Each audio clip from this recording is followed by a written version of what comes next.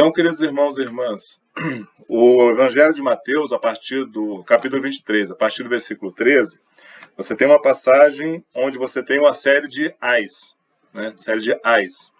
Essa expressão ai, na Bíblia, no Antigo Testamento, também no Novo, é uma expressão de lamento. Ai daquele, ai disso, ai daquilo, é um lamento, né? É como se fosse uma advertência muito forte, informando de uma consequência que vai derivar daquele comportamento repreensível. Aqui Jesus vai soltar vários ais em relação aos escribas e fariseus. Por que escribas e fariseus?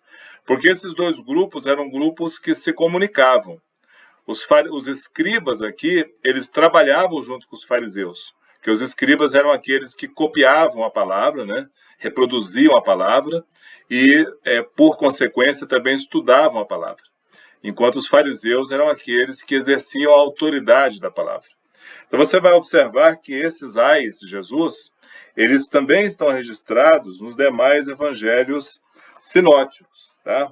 Você tem esses ais no Evangelho de Marcos, no seu capítulo 12, e você tem ele um pouco ampliado no Evangelho de Lucas, tá?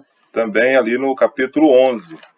Então você tem Jesus em Marcos, que é um sinótico mais antigo, né, com um texto mais enxuto, falando um ai menor, vamos dizer assim, quanto os escribas.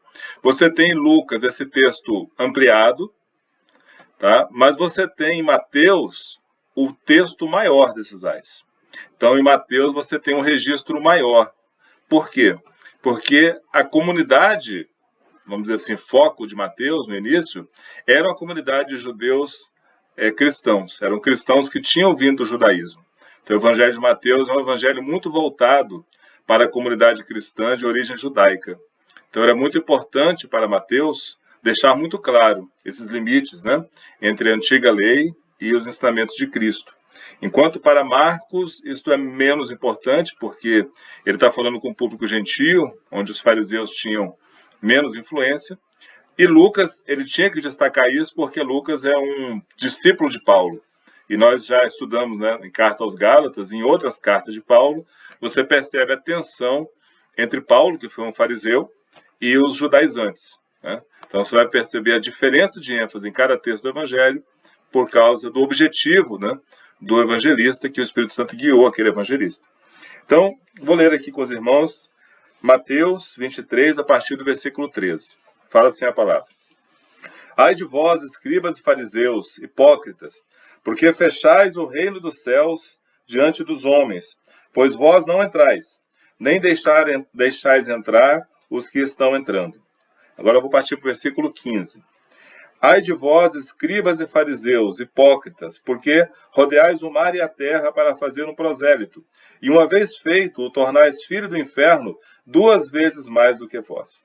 Ai de vós, guias cegos, que dizeis, quem jurar pelo santuário, isso é nada, mas se alguém jurar pelo ouro do santuário, fica obrigado pelo que jurou. Insensatos e cegos, pois qual é maior, o ouro ou o santuário que santifica o ouro? E dizeis, quem jurar pelo altar, isso é nada. Quem, porém, jurar pela oferta que está sobre o altar, fica obrigado pelo que jurou. Cegos, pois qual é maior, a oferta ou o altar que santifica a oferta? Portanto, quem jurar pelo altar, jura por ele, e por tudo o que sobre ele está. Quem jurar pelo santuário, jura por ele, e por aquele que nele habita. E quem jurar pelo céu, jura pelo trono de Deus e por aquele que no trono está sentado. Ai de vós, escribas e fariseus, hipócritas, porque dais o dízimo da hortelã, do endro e do cominho, e tendes negligenciado os preceitos mais importantes da lei, a justiça, a misericórdia e a fé. Devias, porém, fazer essas coisas sem omitir aquelas. Guias cegos, que coais o mosquito e engolis o camelo. Ai de vós, escribas e fariseus, hipócritas, porque limpais o exterior do copo e do prato, mas estes por dentro estão cheios de rapina e intemperança. Fariseu cego, limpa primeiro o interior do copo, para que também o seu exterior fique limpo. Ai de vós, escribas e fariseus hipócritas, porque sois semelhantes aos sepulcros caiados, que por fora se mostram belos, mas interiormente estão cheios de ossos de mortos e de toda imundícia. Assim também vós exteriormente pareceis justos aos homens, mas por dentro estáis cheios de hipocrisia e de iniquidade. Ai de vós, escribas e fariseus, hipócritas, porque edificais os sepulcros dos profetas, adornais os túmulos dos justos, e dizeis: se tivéssemos vivido nos dias de nossos pais, não teríamos sido seus cúmplices no sangue dos profetas. Assim, contra vós mesmos, testificais que sois filhos dos que mataram os profetas. Enchei vós, pois, a medida de vossos pais, serpentes, raça de víboras, como escapareis da condenação do inferno? Por isso, eis que eu vos envio profetas, sábios e escribas, a uns matareis e crucificareis, e a outros açoitareis nas vossas sinagogas, e perseguireis de cidade em cidade, para que sobre vós recaia todo o sangue justo derramado sobre a terra, desde o sangue do justo Abel até o sangue de Zacarias, filho de Baraquias, a quem matastes entre o santuário e o altar. Em verdade vos digo que todas essas coisas hão de vir sobre a presente geração. Amém? Então nós temos aqui palavras duríssimas, né? Aqui nós temos um Jesus que não bate muito com aquele Jesus ali de Franco Zeffirelli, né? Aquele Jesus de alguns filmes, aquele Jesus muito pacífico, muito moderado. Não, é um Jesus, é um Jesus profeta. Ele aqui, né, nesse texto descrito por Mateus, né, o Espírito Santo leva Mateus a colocar aqui vários adjetivos que Jesus dispara contra esse grupo de escribas e fariseus, e são adjetivos duríssimos para a sua época, duríssimos, né? Chama eles ali de serpentes, raça de víboras, né? Ainda diz, olha, enchei, pois, a medida de vossos pais. Então ele não só chama aqueles escribas e fariseus que o atacavam de uma geração perversa e ruim, mas fala que os pais deles também eram assim, né? Que os pais deles mataram os profetas. Veja bem, irmãos, o que nós podemos tirar para os dias de hoje desta fala de Jesus, né? Primeiro aqui nós temos, como eu disse, uma passagem que tem paralelo nos demais evangelhos, tanto Marcos quanto Lucas, mostrando claramente que é um texto que faz referência ali aos registros mais antigos, né, das falas de Cristo. Pois bem, Jesus começa a falar então daquilo que ele talvez considere mais grave em relação àqueles religiosos. Era o fato daqueles religiosos não deixar que os homens entrassem no reino dos céus, né? Então ele fala, fechais o reino dos céus diante dos homens, porque vocês não entram e não deixam os outros entrarem. Então a figura que Jesus coloca aqui é como se aqueles escribas estivessem entalados na porta do reino dos céus. E quando nós estamos falando de reino dos céus aqui, irmãos, Jesus não está falando simplesmente do céu, não está falando de ir para o céu, que a gente considera depois da morte, ir para o céu. Jesus está falando de uma realidade chamada reino dos céus, ou reino de Deus, que era uma realidade esperada para esta terra. Veja que Marcos vai usar muito o reino de Deus, porque Marcos escreve para os gentios. Os gentios eram menos sensíveis ao uso da palavra Deus.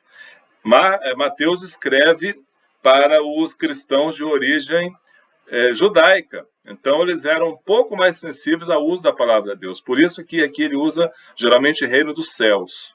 Então, o que é o reino dos céus? É essa realidade onde a justiça, a paz, ela é presente porque a terra é administrada segundo os valores do reino, segundo os valores de Deus.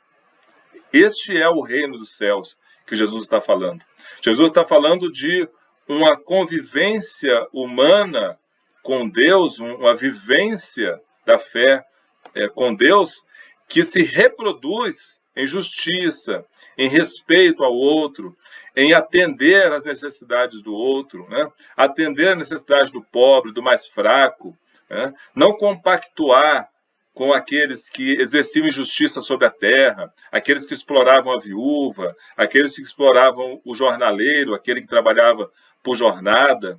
Então, o que Jesus está dizendo aqui é que esses fariseus, eles não deixavam as pessoas entrarem no reino dos céus, ou seja, não deixavam que as pessoas participassem dessa realidade, porque eles, fariseus e escribas, eram os que detinham as chaves desse reino naquele momento. Por quê?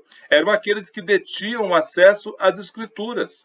O povo não tinha acesso às escrituras, justamente porque era uma época que você não tinha uma grande facilidade, né, de copiar os textos. E os próprios líderes judeus entendiam que o povo comum não deveria ter acesso, até porque o povo comum não conseguiria ler o hebraico. Então, a palavra de Deus, vamos dizer assim, o que nós conhecemos aqui como Antigo Testamento, a parte escrita, ela era guardada com esse grupo. Os escribas, os fariseus, os saduceus, as pessoas do templo, as pessoas da sinagoga, né? Eram eles que tinham, então, a Torá, eles que tinham os profetas, eram eles que tinham os escritos. Então, essas pessoas tinham o controle sobre a palavra de Deus, mas eles não usavam essa palavra de Deus, né, para justamente trazer uma vivência harmônica, uma vivência de paz e justiça. Eles usavam isso para exercer poder, para exercer controle sobre as demais pessoas. Né? E aqui, ele fala, inclusive, que o grupo de judeus, o grupo de fariseus e escribas, que ainda faziam convertidos, eles faziam convertidos não para que aqueles convertidos se comportassem de acordo com o reino de Deus, de acordo com os valores que Deus manifesta em sua palavra, mas que vivessem de acordo com o que eles, fariseus e escribas, entendiam que era o certo. Né? Veja que nem todo grupo de fariseu, inclusive, gostava de fazer convertidos. Era o grupo de Hileu, né? Você tinha Gamaliel e Hileu, as duas grandes escolas da época. O grupo de Hileu, ele gostava mais de levar a palavra àqueles que não eram judeus de nascença. Né? Mas esse grupo de judeus ligado a Gamaliel, um pessoal um pouco mais zeloso da lei, nem faziam muita questão de converter as pessoas ao judaísmo. Mas isso acontecia. Então Jesus pergunta para eles, por que vocês convertem as pessoas? Por que vocês trazem as pessoas para o judaísmo? Para fazê-los livres? Para fazê-los participar da justiça do reino? Ou para serem simplesmente igual a vocês? Mais filhos do inferno do que vocês? Jesus aqui não está medindo palavras. Jesus aqui está batendo forte com essa turma. Mas veja que ele vai chamar esse pessoal de guias de cegos, insensatos. E aí entre o versículo 16 e o versículo 22, Jesus usa a questão do juramento para mostrar para aquelas pessoas onde é que estava o valor delas. Por quê? Porque para aquele povo, e ainda hoje, né, o juramento ele é feito sobre aquilo que você considera valioso. Veja que algumas pessoas, quando estão assim apertadas, falam assim, olha, eu juro pela minha mãe, eu juro pelos meus filhos, né? Eu juro pela minha alma. Ou seja, ele jura por coisas que ele considera que são intocáveis. Ele quer dizer, olha, eu estou falando tanta verdade que eu estou colocando em risco aquilo que eu mais amo. A minha mãe, meus filhos, etc. Aqui no caso, Jesus então fala assim, olha, vocês juram pelaquilo que vocês acham mais importante. E Jesus diz para eles, o que vocês acham mais importante não é o templo em si, é o ouro, é a oferta que vai dentro do templo. Porque vocês dizem que se alguém jurar pelo templo ou pelo santuário, tranquilo, mas se jurar pelo ouro do templo, aí é obrigado a cumprir. Então veja, Jesus está trazendo aqui, jogando na cara deles e nos colocando para refletir sobre onde estão os nossos verdadeiros valores. Então ele vai dizer também, olha, vocês falam que se alguém jurar sobre o altar, isso é nada. Mas se jurar pela oferta que está no altar, aí vocês são obrigados a cumprir. Aí a pergunta que ele faz, qual é maior, a oferta ou o altar que santifica a oferta? Então, o ouro para aqueles fariseus era mais sagrado do que o templo, que era o que santificava o ouro, vamos dizer assim. Quer dizer, o fato daquele ouro estar no templo é que tornava ele distinto. O ouro por si é só ouro, é só metal, é só valor, é só valor corrente entre as pessoas, né? Não é sagrado. A oferta por si, né, um animal morto, não é sagrado por si. Ele só se tornava sagrado porque era colocado sobre o altar. Então veja que o olhar daquelas pessoas, daqueles fariseus, daqueles escribas, Não estava sobre o que era mais importante. Não estava sobre aquilo que santificava ou significava. Estava sobre aquilo que para eles tinha mais valor, que era o ouro, que eram as ofertas. Porque nós vamos lembrar que quando as pessoas traziam os animais para ofertar, boa parte da carne dos animais era separada para os sacerdotes, né? Então era também valor, era também coisa que tinha valor para aquelas pessoas. Então o que ele está dizendo é que aqueles fariseus, aqueles escribas, eles se importavam mais, não era com a essência da religião, era com o que eles podiam ganhar, era com o ouro, era com as ofertas. E aí é algo que nós precisamos meditar nos dias de hoje. Quer dizer, quais as religiões, quais as igrejas, né? Quais os grupos que nós vemos que se comportam assim? Que consideram mais sagrados as ofertas do que o templo. Ou seja, consideram mais sagrados o que entra no templo do que um templo ser um local de culto, né? Um local de comunhão, né? Então, aqueles que valorizam mais o ouro e as ofertas do que aquilo que os santifica, né? Nós estávamos conversando sobre a igreja na casa do pastor Ciro na sexta-feira, e em certo momento alguém perguntou assim, o que vocês destacariam mais na casa de oração, né, na Assembleia de Deus Casa de Oração? E uma das falas foi essa, que é uma igreja que valoriza a palavra de Deus. É uma igreja que não usa a palavra de Deus como forma de exploração do outro, né? Então, por isso que nós nos sentíamos e nos sentimos tão à vontade de fazer parte desta comunidade, né? Devido a essa fidelidade com a palavra. Então, quando nós falamos isso, é porque nós temos consciência que muitas comunidades, muitas igrejas, muitas instituições não têm esse mesmo comportamento. E na época de Cristo não tinha. Então, era mais importante para aqueles fariseus o ganho do que as pessoas. Não o templo, mas o que tinha dentro do templo de valor. E ele vem dizer ali no versículo 23 e 24 que esses fariseus eram realmente pessoas que se preocupavam com minúcias, mas deixavam passar, engoliam algo que era muito mais ofensivo. E aqui esses fariseus, irmãos, eles não engoliam sapo, eles engoliam camelos. Quer dizer, animais muito maiores, né? Jesus disse para eles, vocês comam um mosquito, né? Vocês tiram um mosquitinho da água, mas quando vocês engolem um camelo, né? Então Jesus está usando aqui uma hipérbole, né? Um exagero, para dizer que eles eram extremamente hipócritas. Por quê?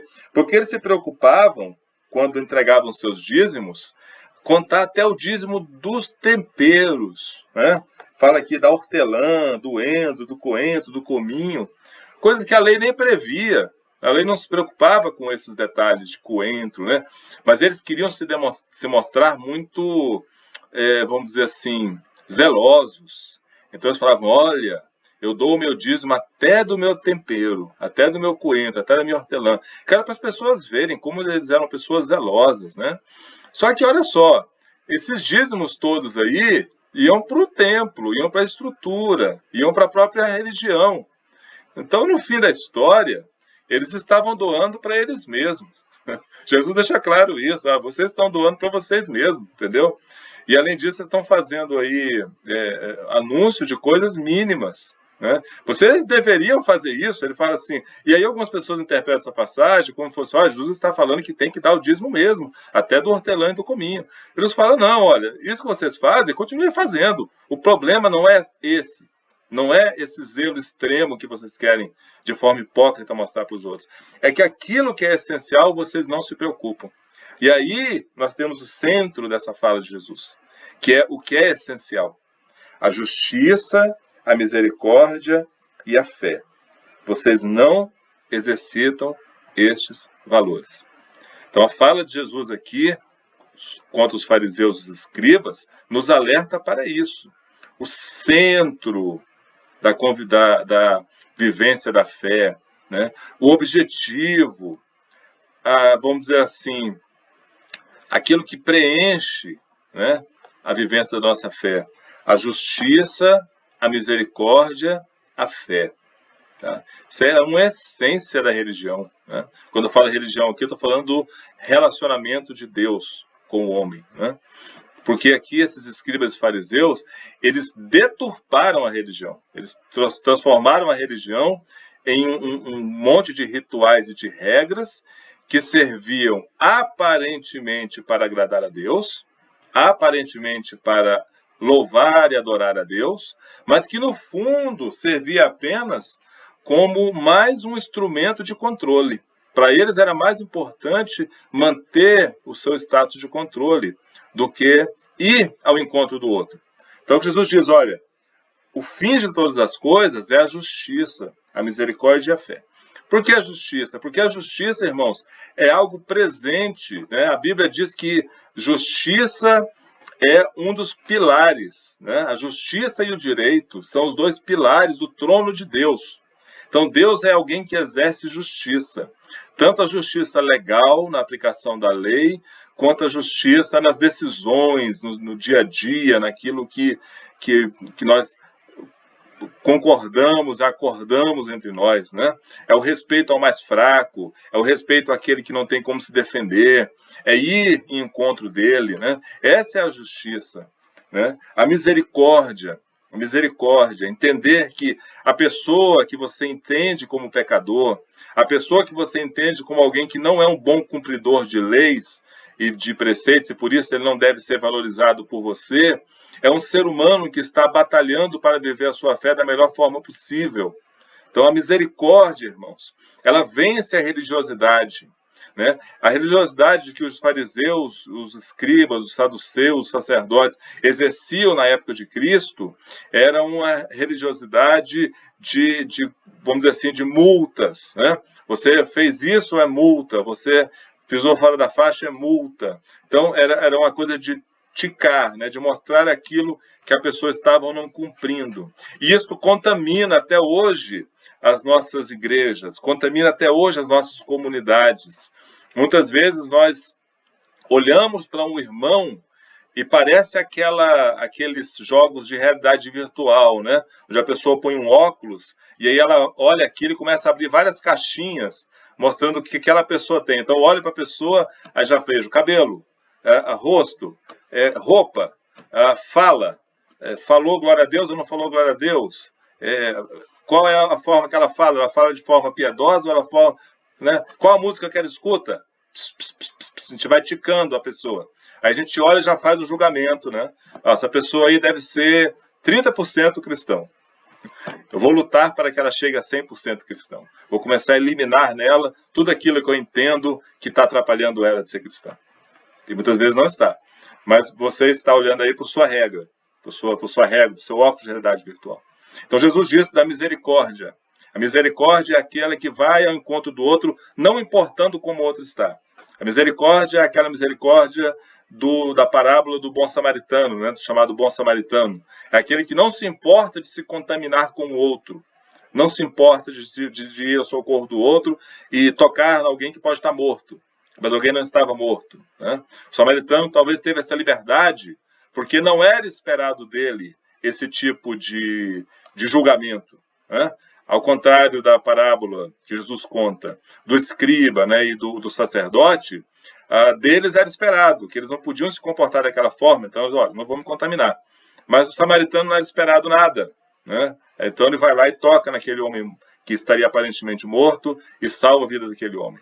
Então, quando nós nos importamos menos com o nosso aspecto de santidade e nos importamos mais com a misericórdia que Deus quer operar através de nós podemos ser mais efetivos, né, na vivência da nossa fé com Cristo. E aí ele põe a fé. A fé é a confiança em Deus. A fé é a confiança em Deus. E os escribas e os saduceus e os fariseus, a fé deles não era exercida em relação a Deus. Não era. Eles tinham sim, eles acreditavam em Deus, eram pessoas tementes a Deus, né? Acreditavam no Deus ali das leis, da palavra, né? Do certo ou errado, se eu posso ou não posso tirar um jumento, se o jumento cair num buraco no dia de sábado, né? Quantos metros eu posso caminhar no dia de sábado sem ofender a lei? Né? Que horas que eu posso me alimentar no dia de sábado sem ofender a lei? Será que o sol já se pôs completamente ou não se pôs completamente, né? Só que aqui a fé que Jesus traz é uma outra fé. É uma confiança realmente em Deus. Mas aquelas pessoas não confiavam em Deus, eles confiavam nas suas relações com o poder, nas suas relações com os sacerdotes, nas suas relações com o templo. Essas pessoas confiavam uns nos outros. Né? Um grupo fazia acordo com outro grupo para que eles podiam repartir entre si a vivência da fé. A fé deles não era exercida em relação a Deus, era exercida em relação às estruturas que eles tinham de poder, que derivavam do templo, derivavam do palácio de Herodes e derivavam ali do palácio de Pilatos. Essas pessoas, eles faziam a confiança deles nesse tripé: o templo, Herodes e Pilatos. Ou seja, queriam estar no templo louvando, fazendo seus rituais, louvando a Deus, mas ao mesmo tempo queriam estar pactuados com Herodes, não incomodá-lo, e ao mesmo tempo também não queriam fazer um acordo ali com Pilatos, que a gente paga os seus impostos, mas você também não incomoda a gente aqui, e está tudo bem. Então a fé desse povo não estava simplesmente em Deus. E aqui Jesus avança dizendo sobre a questão dos sepulcros, né? E é algo muito duro, porque quando Jesus chama aquele povo de sepulcro caiado, é uma ofensa enorme. É uma ofensa enorme. Mas olha que interessante quando nós vemos a história, né? Os judeus, os irmãos, sabem que tinham o maior medo de encostar em túmulo para não se contaminar, né? Então era costume deles passar cal, né? Tinha até um dia específico do ano que eles reforçavam as entradas dos túmulos, né? Ou mesmo as covas, quando era o caso de covas, passando cal para ficar branco, destacado, para que eles não caíssem, né? Não pisassem naquilo ali. E tem algumas narrativas bem interessantes, anedóticas até, que dizia que, dependendo da região, os samaritanos iam lá e escavavam aquela cal, tiravam aquela cal, justamente para que os judeus pudessem pisar naquele túmulo e não perceber que era um túmulo. Então você tem essas anedotas anotadas aí nos registros antigos, né, mostrando isso. Mas eles dizem, olha, vocês se preocupam tanto em não pisar, em não tocar, em não se aproximar dos túmulos, para não serem contaminados pela presença dos cadáveres, quando vocês mesmos contaminam as pessoas. Vocês contaminam as pessoas. Quando ele diz, vocês são sepulcros caiados, nós já imaginamos, porque ele está dizendo que por fora é muito bonito, é muito caiado, mas por dentro é imundice. Sim, Jesus disse isso. Mas também que eles estavam contaminando os outros. Por quê? Porque eles eram túmulos. Então, onde eles estavam, onde eles tocavam, as pessoas se contaminavam. Então, olha, Jesus está dizendo para aquele povo, vocês não só estão cheios de coisas ruins, mortas por dentro, uma lei morta, uma lei em osso, né? Como vocês também contaminam os outros. Por quê? Porque vocês não deixam ninguém viver a vida deles em paz. Vocês ficam olhando para todo mundo, se a pessoa está fazendo isso, se a pessoa está fazendo aquilo, se a pessoa está cumprindo essa lei, se está cumprindo aquela lei. Então veja que eles olhavam para as pessoas não com olhar de misericórdia, querendo entender quem é que precisava de Deus, quem é que precisava de salvação, quem é que precisava de ser resgatado de alguma situação. Eles olhavam para as pessoas para ver quem era ou quem não era correto. Então, Jesus vem nos alertar nos dias de hoje que o nosso olhar não pode ser um olhar farisaico nesse sentido. Nós não temos que olhar a sociedade e olhar, aquele ali é pecador, ó. Olha aquele outro, que vergonha aquela pessoa, olha o jeito que aquela pessoa se veste, olha o comportamento daquela pessoa, olha a fala dela, olha as posições políticas dela, olha as posições religiosas dela. Misericórdia, Senhor Deus, ela opera de alguma forma. Olha essa pessoa, coisa horrível. Isso é um olhar farisaico. Mas quando você olha para o outro e você percebe, olha, essa pessoa está num caminho ruim, essa pessoa precisa de conversão, essa pessoa precisa conhecer Jesus. Mas quando esse seu olhar é um olhar de misericórdia e não de julgamento, aí o reino acontece. Aí você está agindo como Jesus. Jesus olhou para aquelas pessoas ali que estavam com fome no deserto, depois dele pregar, e ele teve compaixão deles. Ele não olhou e falou assim, mas que povo irresponsável, como é que eles vêm para o deserto atrás de mim e não trazem nem comida? Esse pessoal não pensa nas coisas. Não, ele olhou e falou, olha, o povo está com fome. Tá? Então não julgou porque a fome deles, julgou que eles estavam com fome, vamos dar comida. As bodas de Caná, né, em João, Jesus está lá, acabou o vinho. Mas que povo irresponsável. Como é que chama a gente para uma festa e não tem nem vinho? Não vou fazer nada. Não chegou a minha hora, mulher. Não vou fazer nada. Jesus chama os operários da casa, pede para encher aqueles vasos de água, e ele transforma a água em vinho, e é o melhor vinho. O mestre fala, nossa, aqui, o melhor vinho, né? O senhor trouxe agora. Porque o olhar dele era de misericórdia. Ele viu que ia ser uma grande vergonha para aqueles para aquele casal, para aqueles noivos, né, passarem por uma situação daquela. Aí ele transforma. Então o nosso olhar tem que ser esse olhar de misericórdia, entendeu? Para com o outro. Ah, o outro é pecador, o outro está vivendo no pecado. Sim, tranquilo, nós podemos ver isso e vamos entender isso. Precisamos agir, mas a nossa ação é de misericórdia. Chegar para aquela pessoa, por mais que você de repente tenha uma palavra dura mesmo para aquela pessoa, olha, você precisa se consertar, sair desse caminho. Mas essa palavra dura sua é uma palavra dura com misericórdia. Quando eu estou falando de misericórdia, não estou falando que todo mundo tem que chegar com jeitinho, ô irmão, por favor. Não, às vezes você pode ser duro, porque às vezes a pessoa está se afogando, e quando a pessoa está se afogando, você não convence a pessoa que ela está se afogando. A pessoa precisa ser resgatada rapidamente. Então você se agarra com ela, você puxa pelo cabelo, né? No meu caso não é possível, mas você pega pelo pescoço, você faz alguma coisa e tira aquela pessoa daquela situação. Vai ser duro, mas você está agindo com misericórdia. E aí, no final dessa passagem, Jesus vem dizer, então, que aqueles fariseus, eles eram não só assassinos, porque os pais deles foram, vocês são igual aos seus pais. Porque ele diz, eu vou mandar para vocês profetas. Jesus profetiza aqui. Ele diz, olha, eu vou mandar para vocês profetas, vou mandar para vocês sábios e vou mandar para vocês escribas. Já profetizando o evangelho sendo anunciado. Jesus já profetizando isso. E diz assim, vocês vão matar essas pessoas igual seus pais fizeram. Porque vocês são ruins igual eles. Olha, Jesus está duro aqui. Por quê? Porque aquelas pessoas valorizavam muito mais as tradições dos pais delas do que a palavra, do que a misericórdia, do que a justiça. Jesus diz, vocês vão matar essas pessoas como seus pais fizeram. Vocês vão matar alguns, vocês vão crucificar aos outros, vocês vão açoitar os outros nas suas sinagogas, vão perseguir de cidade em cidade. Então Jesus diz que a sinagoga, que era lugar para a palavra, que era lugar para a vivência da fé, que era lugar para anunciar o reino de Deus, se tornaria lugar de açoite, lugar de espancamento. Por quê? Porque pessoas que falariam em nome de Jesus ali seriam tratadas como pessoas não gratas, pessoas não queridas. E nós vemos isso nos Atos dos Apóstolos, nós vemos isso nas cartas, nós vemos isso em narrativas extra-bíblicas, quando fala dos mártires, né? Que isso aconteceu. Por quê? Porque as pessoas iam pregar o evangelho de Cristo, né? E eles seriam, então, açoitados. E ele diz ali no versículo 36 que todas essas coisas vão de vir sobre a presente geração.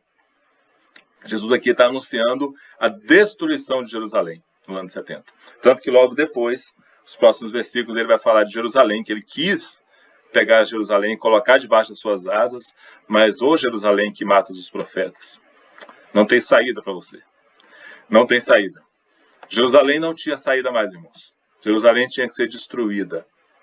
Aquilo que nós chamamos hoje de Terra Santa foi totalmente destruída, porque a misericórdia, a justiça, a fé foram negligenciadas por aqueles que tinham a obrigação de tê-las em primeiro lugar.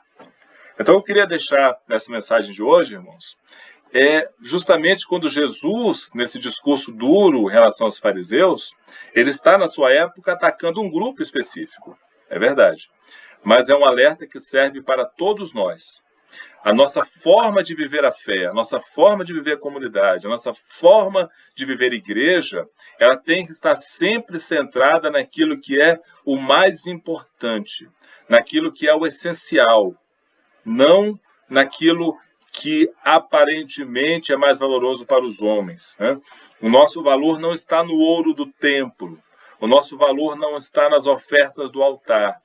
O nosso valor está justamente na justiça, na misericórdia e na fé que são vividas pelos valores do Evangelho. Isso é inegociável. A igreja ela não pode se alinhar com o palácio de Herodes, com o palácio de Pilatos, por mais que isso pareça sedutor, como isso aconteceu com os fariseus. É preciso se manter firme na sua missão de anunciar o reino e de reproduzir o mesmo padrão que Cristo teve na sua época, pregando a justiça, a misericórdia e vivendo a fé. Amém?